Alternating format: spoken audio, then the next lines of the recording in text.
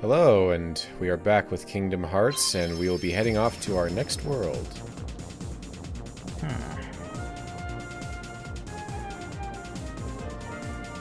So, we've got a radar Gummi. I skipped the regular version that only scans ahead and got the one that scans in every direction. Not that I've ever seen a difference or pay much attention to the radar in the first place. I mean, do ships ever come from behind?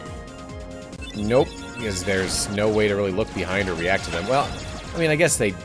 Well, yeah, they can come from behind. Okay, because otherwise there's no usually purpose in like to that. Yeah, you don't really need the radar. I don't find that it helps very much. It just I feel like it was a feature that they could easily implement, and they did, but never really saw how big of a help it was. So I don't know if I mentioned this before, but the fact that Chip and Dale are like helping you out is kind of fun. They're like your, I guess, tech crew. And yeah, it's cool. It's cool. I wish that in sequels they would have added Gadget and maybe Monterey Jack. I don't know. I mean, I've always wondered about how they might incorporate Max into the series, but I just don't think that those sorts of elements are really in their purview. They want to keep it to like classic Disney stuff. Right. I mean, the implication of adding Max for Goofy. But although there is a meme about what is it? Goofy is describing his D&D campaign to Max and Roxanne, and that's what. And then we defeated Xehanort. Honestly, some of this does feel like a bad D&D campaign. Not bad, but just like the DM is like, and then Xehanort came back, I guess, but he wasn't Xehanort, but he was. It is funny how the Western RPG and the JRPG both basically grew out of Dungeons and Dragons, but each one approached the video gamification of that game and that concept so very differently. We haven't really had a good video game scene for D&D until, I'd say, Baldur's Gate 3 is the shining example of how you can do it. Mm-hmm. Oh, hey, look, Goofy said Mickey by name Oh, again. yeah. Oh, it's Deep Jungle Suck. Why, because there's water coming out of the back of it, Donald?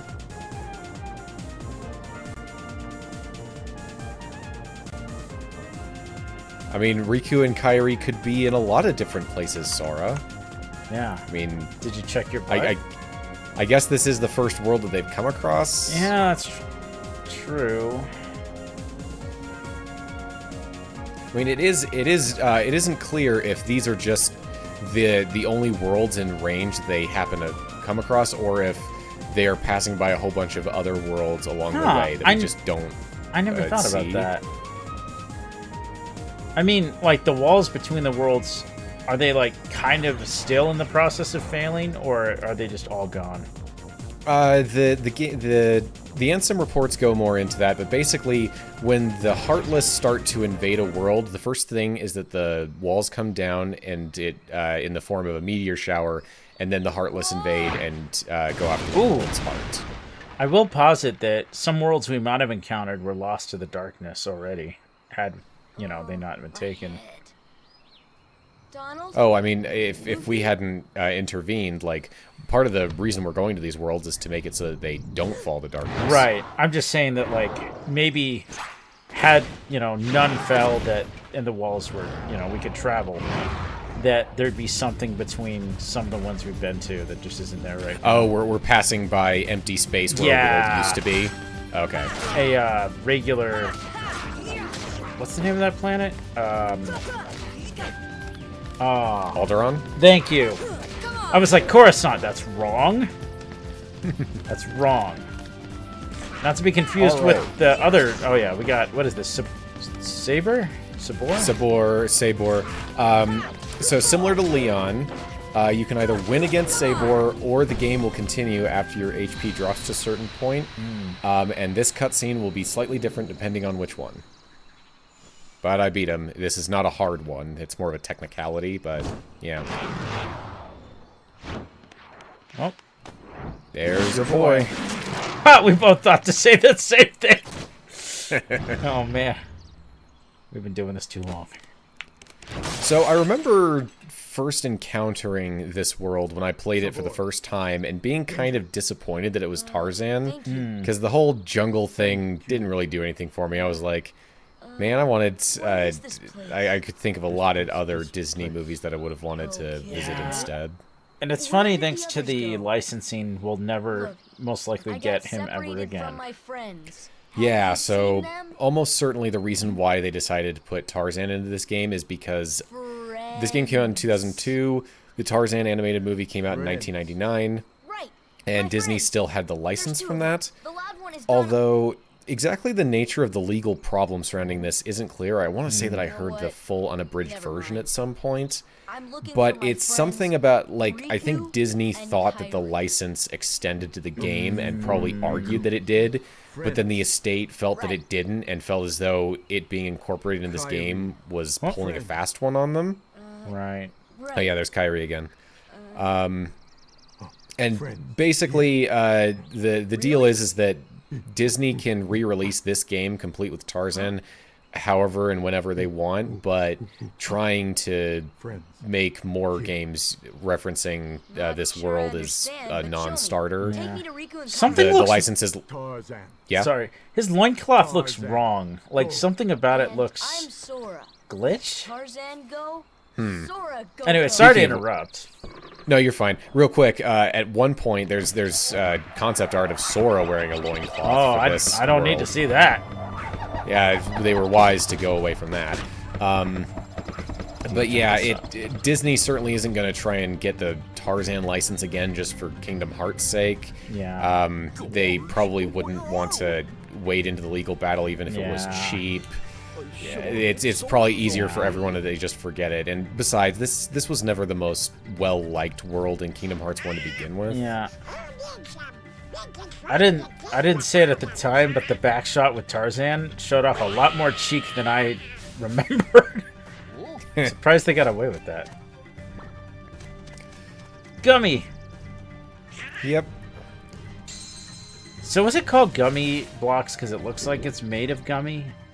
I think the Gummi thing was to explain why the ship stays together when you're just placing blocks next to each other, when they're just sort of sticky. Because it looks like candy. Yeah, and that was probably, you know, it fits in with the whole Disney, like, you know, Mickey Mouse Toontown aesthetic. Right. At least that's how I always interpreted it. Or maybe at some point in this game it talks a bit about gummy blocks, how they just sort of stick together. That might have been in the Ansem reports at some point, but I never really I think that's the idea. I never really looked at the details inside this treehouse. That's neat. So, right there, Tarzan jumped off of the net, and that teaches you a valuable trick about this game. There are no bottomless pits. If you can fall off, it'll just take you to somewhere else. And this is something that I probably knew about at some point, but then forgot and then relearned in time for this playthrough. You can actually jump off the ropes behind Sora here to go to the cliff area in a major shortcut. Oh, thank goodness. Like, knowing that can really cut down on some backtracking. Oh, right there it was... Did you ever make that jump? No. I think it is possible, but you have to get it exactly right. And I didn't have the patience to do it, so the more efficient thing is just grab a barrel. Yeah. So, speaking of licensing and stuff, I just realized, had this never been an issue for Disney, we probably would have gotten a ham-fisted live-action remake. But Tarzan has an interesting history, because outside of Disney, there have been live-action movies, I think. Oh, dude, are you kidding me? There's, like, dozens of Tarzan movies on IMDb. Like, okay, I thought I was throughout like the 50s and 60s and even earlier, they were just making Tarzan movies like a machine. Because I remember they made a Jungle Book movie that wasn't Disney, and that one always struck me as weird because I was a kid. I thought that was like one of Disney's first live-action remakes. No, they did, but there was one back in the in the 70s or 80s or whatever. Because Disney just licensed the Jungle Book, the actual book. Right. Okay. So what's your history with the animated movie? I I'm pretty sure that I've seen the full animated movie at one point. Maybe it was in theaters, but I would have been. It's been so long. I doubt I even remember clips. The thing that sticks out in my mind the most is one of the glamour shots of Tarzan surfing on the branches, as well as him grabbing Jane. Wow. I didn't think. I didn't think you could extend your jump that far. Wow. Yeah, when you have that kind of height, yeah, that's a pretty good trick to get in here. I remember the shot of him holding Jane by her yellow dress as he swings and she screams, because I think that was in like all sorts of commercials and VHS previews. I remember. If I were to watch the movie again, almost all of it would be brand new to me. Yeah. Oh, it's one I haven't seen forever, but I love the scene with them messing up the camp and singing. That one's fun. Oh yeah, Trash. Whatever the heck it's called. Or maybe it was Junk. Trashing the Camp, I think, maybe. I think the song was just like called Trash or Junk. I thought it was. Yeah, I'll have to go back and. But yeah, I was pretty young when I saw it. I remember I got pretty emotional, and I always, and it's funny. There's a montage where Tarzan's learning to be a good gorilla, so to speak. And I always remember that song, and I always remember that montage when I was in school. Every time I get to a certain point in the semester where I'm like, oh, I gotta get my crap together, and I just put on that montage trying to, like, get my crap together. School. Hate it. So, with the surfing on the trees scenes being such a big deal of the original film because of, the technology used to create it and how good it looked, they obviously had to incorporate that into a mini game in this game, and it's not the best. I don't know if I even remember the mini game. Tarzan. We just did it right there. That's okay. And with that shortcut that I just mentioned and other things, you actually only have to do that little mini game once right there. You never have to do it again to get around. What's a gorilla? And here we have one of the less memorable Disney villains, Clayton. It's just so weird that he just has a real-ass gun. Not much use for hunting gorillas. Yeah, not the last time that guns would be featured in Kingdom Hearts, although it is surprising that it survived so many censorship passes, because they were not as kind to that in Kingdom Hearts 2. Oh. Well, anyway, I'm staying. Huh? Sora, look what we found. Look at this. Nom. You've got a Gummi. So I've talked about this when we've, over the years, messed around with this game, and I've honestly wondered, like, we have humans on Destiny Island, we have humans here, and we have the Peter Pan level. It's fascinating that there's, like, an argument to be made that maybe humans, like, spread out, or I don't know, like, it's hard to kind of wrap your mind around the world building that's proposed here. With Union Cross, it makes complete sense that humans were the dominant species on most worlds. Okay. With the way that the world's separated and everything. Humans were on Kingdom Hearts equivalent of Pangea before it split. That makes sense. It's interesting. So you have a little bit of memories of the first movie. The second movie, all it really was what the second Atlantis movie was, which was like a borderline, I don't know, it was like, it wasn't a backdoor pilot, but it was like, we're going to show clips from a couple episodes. It almost felt like, it was a clip show, which is weird that a Disney straight-to-DVD sequel would be a clip show. Huh. Yeah. So right there on Tarzan, he's our first guest star party member. So we can replace him with either Donald or Goofy, which is weird because you can only activate the Trinities if you have both Donald and Goofy, so the game incentivizes you to not use the Disney party members, especially since you can only swap them at save points. But right there, I disabled his healing and his wind spell.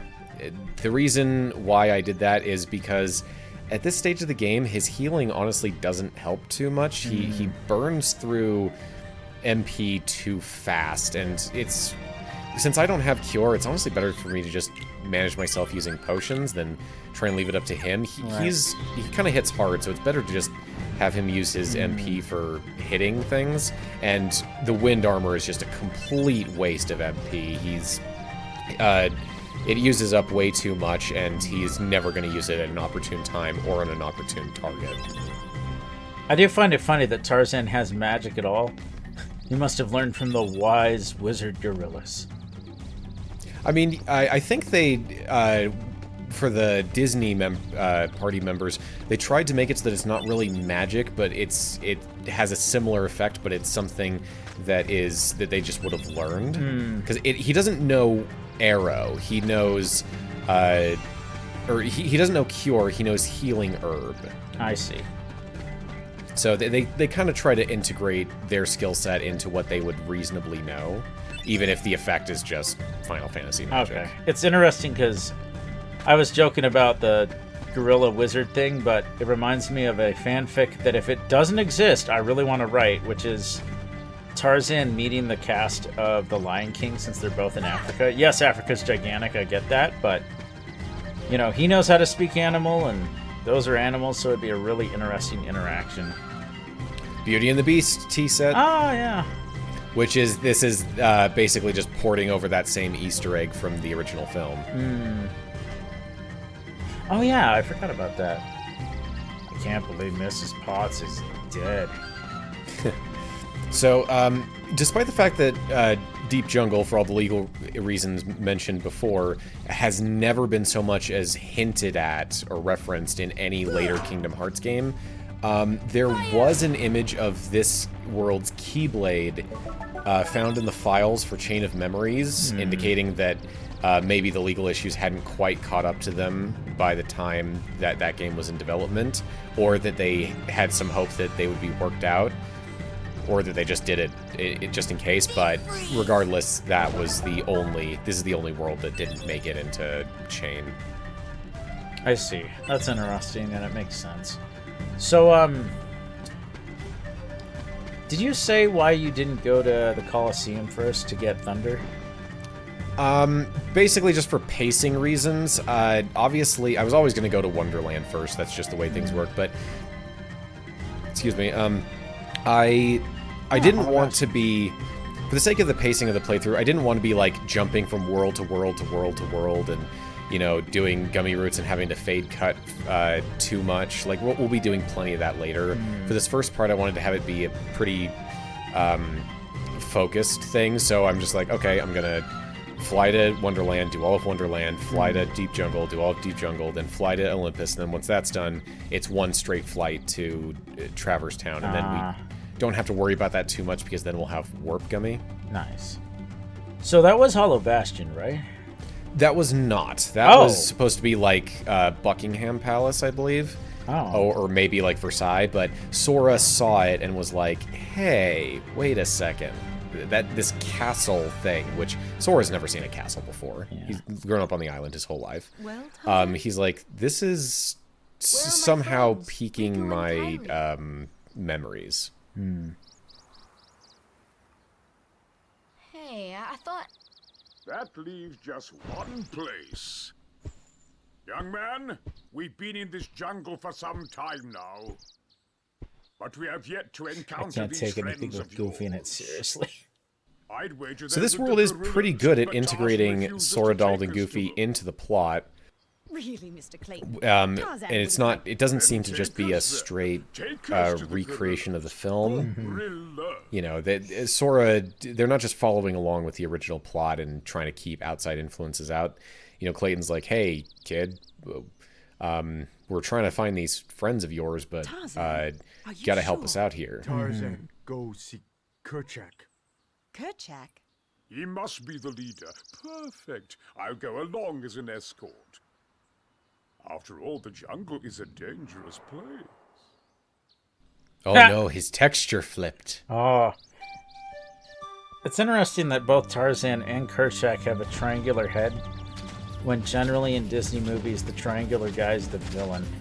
Oh, Sabor's back.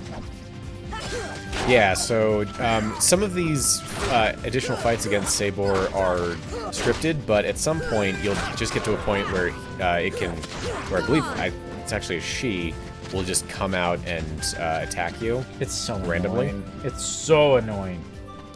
The way that I path this, it should minimize instances where that happens. Alright, Hippo's Lagoon, which I distinctly remember having a ton of trouble with and really not liking when I first played the game. This whole area is giving me flashbacks. Here we go. Oh. And yet when I played, oh yes, the vine swinging. Why didn't I read this? Yeah, an obvious idea that it wasn't the most fun part or necessary, but I want to say that I struggled with this when I first played Kingdom Hearts 1 as well. Ha! So, yeah, even... So right there, I just got completely screwed over. I did everything right. Because, like, I legit didn't use the targeting system. Got to maybe the third vine, third or fourth by some miracle, but after I found out you're supposed to target them, that got a lot easier. You don't even need to target them, you just press X at the right time. Oh, okay. So you go here, you press triangle to jump on, and then you just press X at the right time, and then you jump from vine to vine, unless the game just craps out like it did on that first attempt there. Because I did it right. I spent hours struggling with this area. Yeah, so this world is consistently marked as confusing and kind of boring, and I think it's because you often don't have much direction on where you're meant to be going.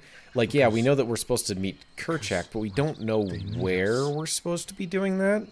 Like, we just sort of go through the vine area and trigger a cutscene.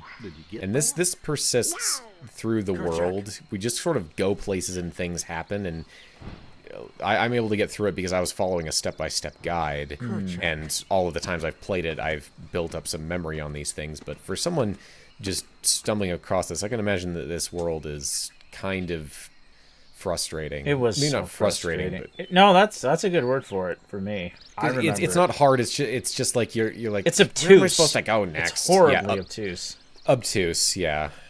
It doesn't convey things terribly well. So, speaking of convey things, are we to understand Tarzan in that scene with speaking gorilla, and we just, they couldn't understand, but we did, knowing... Yeah, it was being translated for the audience's benefit. They just heard him speaking gorilla. But yeah, Tarzan seems to have some indication that Riku and Kairi might be here, and so we're following him around in the hopes that he can take us there.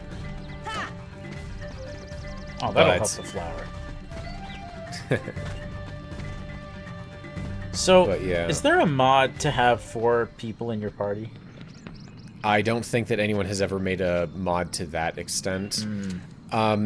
Kingdom Hearts 1, I don't think, has been busted open to that extent where people can just, like, alter huge sections of logic. It would have to be something more along the lines of Kingdom Hearts 3, which is an Unreal, and people can... There are hundreds of thousands of people in the industry who use Unreal every day for their jobs, so obviously they can do whatever they want with that. Right. Or Kingdom Hearts 2 that's gotten a lot more attention from modding tools, and even then... Goodbye, Rosie O'Donnell. Oh, was that... Yep. Was that character voiced by Rosie O'Donnell? I want to say that I knew that, but forgot it. Yep, Turk. See, I saved that poor gorilla's life. Gaslight, level 100. I guess it would be Deception level 100? I don't know what the name would be. But yeah. Oh, yes. Yeah, go ahead. Oh, I wish that Turk and Tantor were in this, but whatever. That would have been kind of cluttered. Well, one major upgrade from Kingdom Hearts 1 to Final Mix that I can't believe I hadn't mentioned before, the ability to skip cutscenes. Oh, yeah. So right here, this is that path to the cliff that I mentioned before. This can save so much time. Oh, I bet. But yeah, it's not going to come up this playthrough because I do things, you know, I show all the cutscenes and I cut out anything that I need to redo, but the ability to skip a cutscene is something that was sorely lacking from the original game. Created a couple of memes, Everlasting Darkness, you know, where the cutscene right before a hard boss, you'd have to watch it a whole bunch, and you dreaded it, and then you'd be like, okay, well, I messed up once, now I have to watch the entire several-minute cutscene all over again. Yep. I almost feel bad for Sabor in that shot, because we just, like, fell down, landed on it, and then beat the crap out of it. Hey, as she attacked us as we landed. That's fair. Although, knowing cats, that's also to be... anyway. But speaking of Tantor, the elephant, he's voiced by... I can't remember the name of the actor, but basically the brother Robert on Everybody Loves Raymond. And it's just a very, like, as a kid, it's funny to, like... You have certain voices from cartoons that just stick out from you. Kind of like Danny DeVito, I guess. Oh. How could you do such a thing? Now, Miss Porter. Oh yeah, so Tarzan and Clayton have their film voice actors. Tarzan is Tony Goldwyn, whereas Clayton is Brian Blessed. I'm not sure if Jane has her film actress. It's been so long. I'm not sure. It might be her. Oh yeah, and also last time I forgot to mention that Tress MacNeille, who voices Daisy and the Queen of Hearts, is also an accomplished Simpsons voice actor, voicing Agnes Skinner, Cletus's wife, Dolph the Bully, and Lindsay Nagley, the generic businesswoman character. I'll stake my life. Which one is Dolph again? He's, I believe Dolph is the one where there's always the joke about him having a kid, even though he's like 14. I always thought that was a guy. That's really impressive voice acting. Yeah, apparently voiced by a woman, so... Voiced by Daisy Duck. Huh. Wait, no. No, that's... I'm thinking of Kearney. I think Dolph is the one... Oh, okay, that makes more... That tracks more. I was like, wow, she has more range than I thought. Yeah, Dolph is the one where, like, the hair covers his eyes. Right. He's, like, hunched over. He's like a young Mo. Yeah, Jimbo, Dolph, and Kearney. Yeah, Kearney's weird. He's like an adult when they need him to be an adult, and a kid when they need him to be a kid.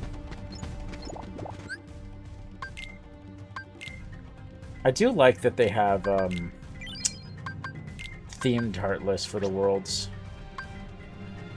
Yeah, there's a handful of heart lists that are specific to a world. They occasionally do that throughout the series, but I guess I do like the Power Wilds here. But there's a we'll get a bouncy wild variant, which is like a female variant a little bit later. Oh, that one is also fine. It's got like a little bow, yeah, which fires stuff at you. The real problem I have with the bouncy wild is that one of there was a variant made of it for one of the minigame heartless implemented into Final Mix, and I hate it. I hate it very much.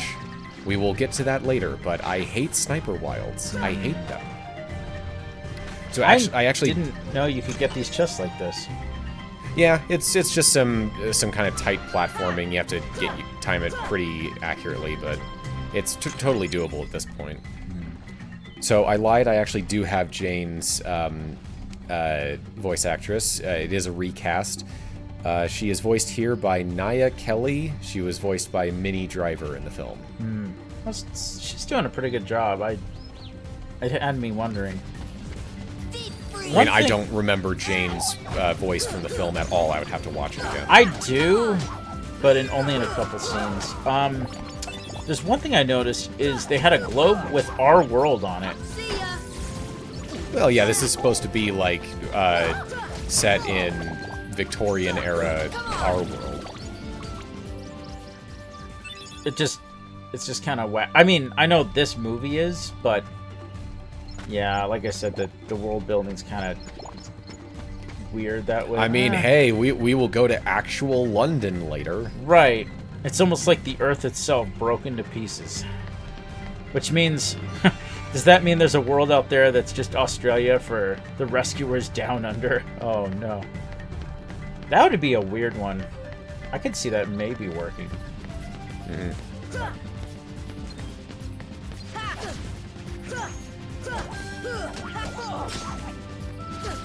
Oh, monkeys. So I want to say that if you come back to this treehouse at a certain point, you can refight Sabor, and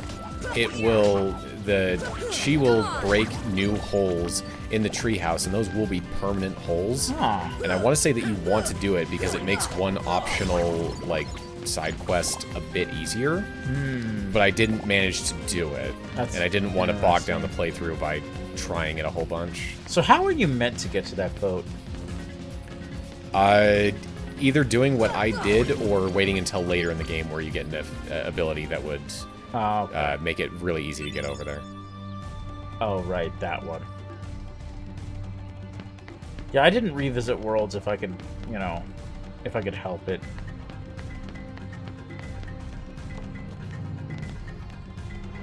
I usually like 100%ing games, but this one it was too daunting. And I can't keep myself from 100%ing this game, even when when the game made it to PS3, it received, a trophy list, achievements, and whatnot. One of them is to complete the game in, I think, under 15 hours, maybe it was 12 hours, but also to complete it without ever having changed equipment around even once. Oh. And you can do that in a single playthrough. I've done it twice. You basically just go into beginner mode and choose everything that gets you as powerful as possible, as quick as possible.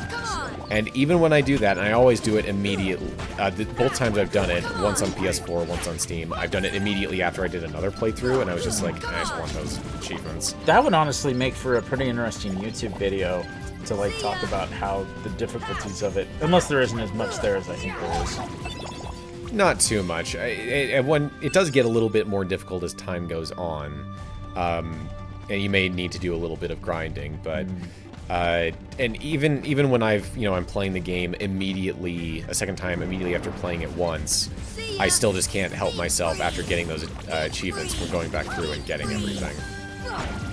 Yeah, challenge playthroughs are interesting. There's a guy on YouTube that's just here's the bouncy wilds. Wow, bouncy they are.